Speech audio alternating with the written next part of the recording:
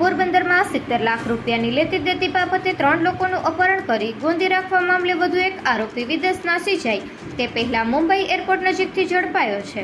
તો બીજી તરફ અન્ય આરોપી હિરલબા જાડેજાની તબિયત લથડતા વધુ સારવાર માટે રાજકોટની સિવિલ હોસ્પિટલ ખાતે ખસેડવામાં આવ્યા છે અને પોલીસે ગુનામાં વપરાયેલા કાર, ચેક, દસ્તાવેજ વગેરે કબજે કર્યા છે.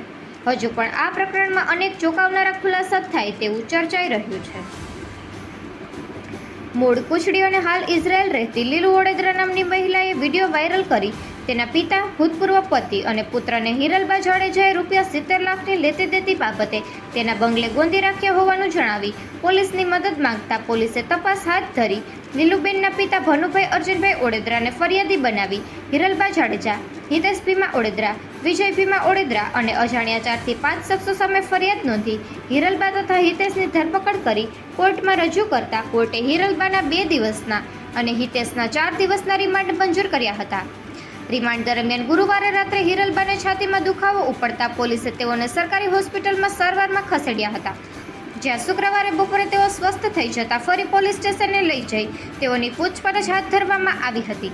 જે દરમિયાન શનિવારે પણ તેઓને ફરી છાતીમાં દુખાવો ઉપડતા અને હાર્ટ એટેકની અસર જણાતા ફરી સારવાર માટે સરકારી હોસ્પિટલે ખસેડવામાં આવ્યા હતા, જ્યાં તેઓને વધુ સારવાર અર્થે રાજકોટની સિવિલ હોસ્પિટલ ખાતે ખસેડવામાં આવ્યા છે, જ્યાંથી તેઓને ડિસ્ચાર્જ થશે ત્યારબાદ કોર્ટમાં રજૂ કરી વધુ રિમાન્ડની માંગ કરવામાં આવશે.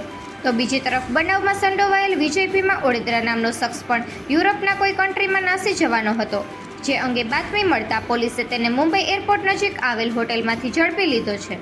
તે તારીખ 7ના રોજ નાસી જવાનો હતો તે પૂર્વે ઝડપી લેવામાં પોલીસને સફળતા મળી છે. વિજયને આજે રવિવારે પોરબંદર ખાતે લાવવામાં આવશે તેવું જાણવા મળે છે. ગ્રામ્ય ડીવાયએસપી સુરજીત મહિડોએ જણાવ્યું હતું કે ગુનાને લગતા તમામ પુરાવા પોલીસે એકત્ર કર્યા છે, જેમાં ભોગ બનનારના સહીવાળા કોરા ચેક, પ્રોમિસરી નોટ, તેના પ્લોટના દસ્તાવેજ, અપહરણમાં વપરાયેલ કાર પણ કબજે કરાઈ છે. ઉપરાંત અપહરણ થયું તે સમયગાળાના સીસીટીવી ફૂટેજ પણ મળી આવ્યા છે. ઉપરાંત હિરલબા અને હિતેશના વોટ્સએપ ચેટ પણ મળી આવ્યા છે, જેમાં તેઓ પૈસાની ઉઘરાણી કરતા હોય તેવું સામે આવ્યું છે. પુરાવા એકત્ર થવાથી કેસ વધુ મજબૂત બન્યો છે. મોટી રકમનું ટ્રાન્ઝેક્શન થયું હોવાથી આઈટી વિભાગ સહિત લગત વિભાગને પણ જાણ કરવામાં આવશે તેવું ચર્ચાઈ રહ્યું છે. સ્વર્ગસ્થ ભૂરા મુંજાના વિદેશ સ્થિત પત્ની ચોલાબેન ઠકરા દ્વારા પણ એસપીને ઈમેલ કરી હિરલબા સામે કેટલાક આક્ષેપ કર્યા હોવાનું જાણવા મળે છે. આથી પોલીસે તે અંગે પણ ઊંડાણપૂર્વક તપાસ હાથ ધરી છે અને આગામી દિવસોમાં ચોલાબેન પણ પોરબંદર આવી પોલીસને નિવેદન આપે તેવી શક્યતાઓ વર્તાઈ રહી છે. સુરજ પેલેસ બંગલામાં 2022માં કોઈ વ્યક્તિને મારવામાં આવતો હોય તેવા સીસીટીવી ફૂટેજ પણ વાયરલ થયા છે. તે અંગે પણ પોલીસે તપાસ શરૂ કરી છે. તે સિવાય કર્ણાટકમાં થયેલા કરોડોના સાયબર ક્રાઇમમાં પણ કેટલીક રકમ પોરબંદરના કેટલાક શ્રમિક અને સામાન્ય વર્ગના લોકોના એકાઉન્ટમાં ટ્રાન્સફર થઈ હતી, જે મામલે પણ પગેરું પોરબંદર સુધી પહોંચ્યું છે. તેમાં પણ હિરલબાનું નિવેદન લેવામાં આવ્યું હોવાનું જાણવા મળે છે.